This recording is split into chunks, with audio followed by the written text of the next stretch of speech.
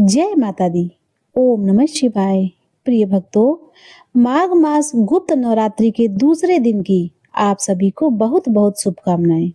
आज दिनांक 20 जनवरी 2026 मंगलवार है और आज माघ मास की गुप्त नवरात्रि का दूसरा पावन दिन है। आज के दिन माँ भगवती के द्वितीय स्वरूप की पूजा अर्चना की जाती है। द्वितीय तिथि का प्रारंभ कल यानी 19 जनवरी 2026 सोमवार को रात 11:05 से हो चुका है। द्वितीय तिथि का समाप्ति आज यानी 20 जनवरी 2026 मंगलवार को रात 8:31 पर होगी। इसके पश्चात तृतीय तिथि प्रारंभ हो जाएगी। शक्ति की आराधना का यह पर्व आपके जीवन में सुख, शांति और समृद्धि लेकर आए, यही मेरी कामना है। प्रिय भक्तों, आज गुप्त नवरात्रि के दूसरे दिन महाविद्या माँ तारा की पूजा के साथ साथ माँ ब्रह्मचारिणी की भी पूजा की जाती है। तो आज की इस वीडियो में आप सुनेंगे माँ तारा की संपूर्ण कथा और साथ ही वीडियो के अंत में जानेंगे पूजा विधि के बारे में। अगर आपको यह जानकारी अच्छी लगे तो वीडियो को लाइक करें और कमेंट बॉक्स में जय माता दी अवश्य ही लिखिए। महाविद्या माँ तारा जीवन में आने वाली सभी विपत्तियों, सभी संकटों से मुक्ति दिलाने वाली देवी हैं। माँ तारा की साधना पूर्ण रूप से अघोरी साधन मानी जाती है। माँ तारा की साधना करने से मनुष्य को लौकिक सुख, शांति और समृद्धि की प्राप्ति होती है। माँ तारा अपने सभी भक्तों और उपासकों की समस्त मनोकामनाएं पूर्ण करती हैं। इसके अलावा माँ तारा धन से जुड़ी समस्याओं को भी दूर करती हैं और मोक्ष प्रदान करने वाली देवी हैं। बौद्ध धर्म में भी माँ तारा की उपासना को अत्यंत महत्वपूर्ण माना गया है। मान्यताओं के अनुसार भगवान बुद्ध ने भी माँ तारा की आराधना की थी। साथ ही भगवान श्री राम के गुरु वशिष्ठ जी ने भी पूर्णतया प्राप्त करने के लिए माँ तारा की उपासना की थी। शास्त्रों में बताया गया है कि भगवान शिव और महापंडित रावण भी तारा माँ की उपासना किया करते थे। मान्यताओं के अनुसार जिनका उद्धार स्वयं भगवान शिव भी नहीं कर पाते, माँ तारा उनकी भी उद्धार कर देती हैं। जिस स्थान पर भगवान आनंद भैरव ने गुरु वशिष्ठ जी को माता तारा के उपदेश प्रदान किए थे, वह स्थान आज भी तारापीठ के नाम से प्रसिद्ध है। माँ तारा की साधना एक विशेष प्रकार से की जाती है जिसका कोई कठोर नियम नहीं होता। यदि कोई मनुष्य पूर्ण श्रद्धा और विश्वास के साथ माँ की पूजा करता है तो माँ अपने भक्तों की पुकार अवश्य ही सुनती है। माँ तारा की साधना से धन संबंधी समस्याएं समाप्त होती हैं और दिव्य सिद्धियों की प्राप्ति होती है। प्रिय भक्तों, शास्त्रों में माँ तारा को 10 महाविद्याओं में दूसरी महाविद्या बताया गया है। ऐसा माना जाता है कि माँ तारा का स्वरूप माँ काली के समान होता है। यदि कोई व्यक्ति तांत्रिक शक्तियां प्राप्त करना चाहता है तो उसे इस दिन माँ तारा की विशेष साधना करनी चाहिए। माँ तारा की पूजा प्रायः अघोरी, तांत्रिक और साधु संत करते हैं। माँ तारा के 3 स्वरूप माने गए हैं जिनका रंग नील है, इसीलिए उन्हें नील सरस्वती भी कहा जाता है। माँ तारा को उग्र तारा के नाम से भी जाना जाता है। माँ अपने उग्र रूप से भक्तों के सभी संकटों का नाश करती हैं और उन्हें मोक्ष प्रदान करती हैं। माँ तारा की पूजा से काम, क्रोध, मोह और लोभ से मुक्ति मिलती है। माँ तारा का पहला स्वरूप है उग्र तारा। यह स्वरूप अपनी भयानक और उग्र ऊर्जा के कारण विश्व में प्रसिद्ध है। माँ तारा के इस स्वरूप में समस्त तामसिक गुण विद्यमान है और यह अपने भक्तों की कठिन से कठिन परिस्थितियों में भी सहायता करती हैं।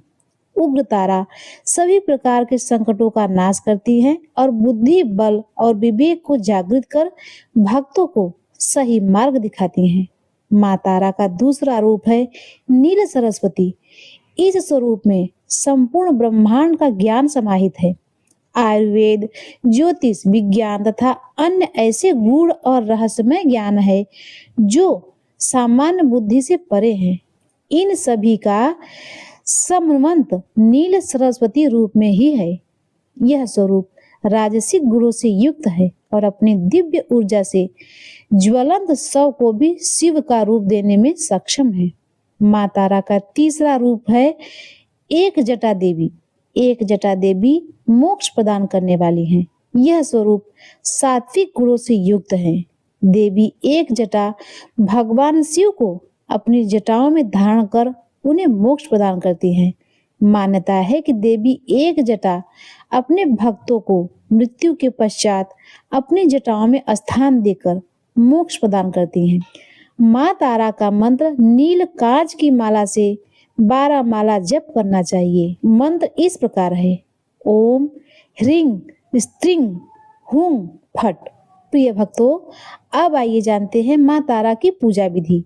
माँ तारा की पूजा हमेशा रात्रि के समय विशेषकर अर्धरात्रि में करनी चाहिए।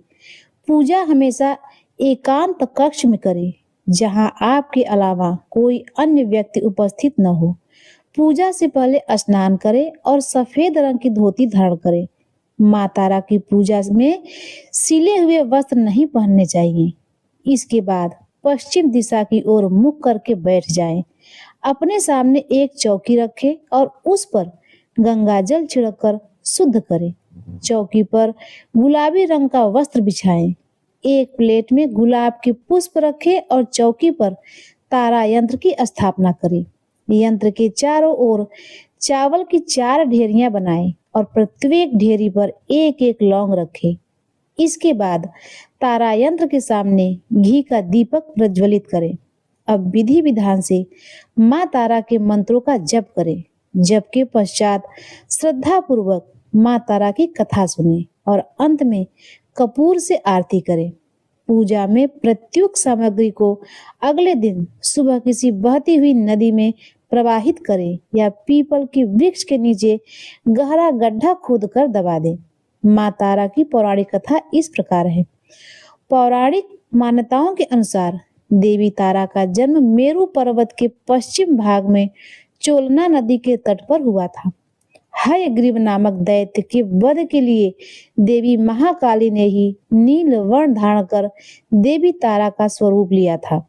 महाकाल संहिता के अनुसार चैत्र शुक्ल अष्टमी को देवी तारा प्रकट हुई थी, इसीलिए यह तिथि तारा अष्टमी कहलाती है। चैत्र शुक्ल नवमी की रात्रि को तारा रात्रि कहा जाता है।